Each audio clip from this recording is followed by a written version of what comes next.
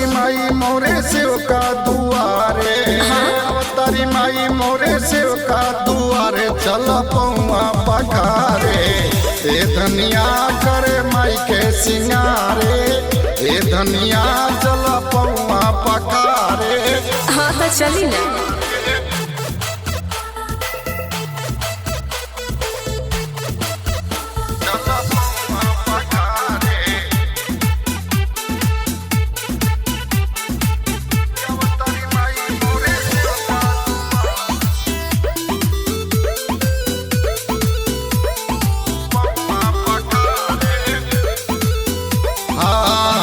के फुलवा के लेला धनिहार हो, अपने हाथे से करिया माई के सिंगार हो। ठीक है कहता है। और सुना हो का अड़हुल के फुलवा के लेला धनिहार हो, अपने हाथे से करिया माई के सिंगार हो।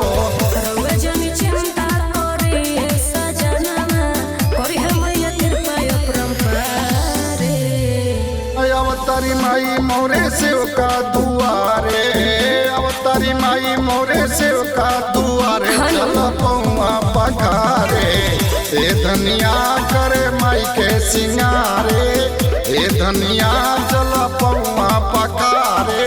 सही में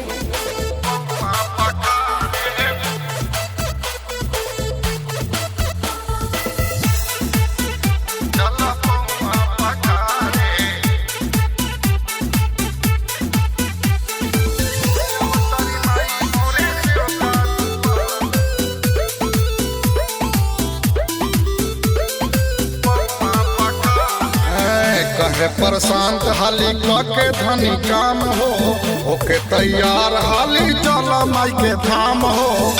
अरे जल्दी करता लीजिए। अरे ये धोनी रेडी हो खाना। कहे प्रशांत हाली के धनी काम हो, ओके तैयार हाली चल माई के धाम हो।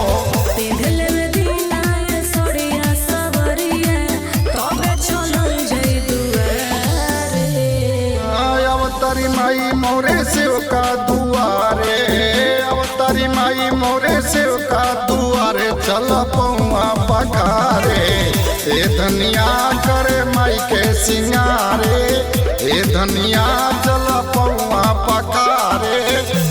ठीक है बा।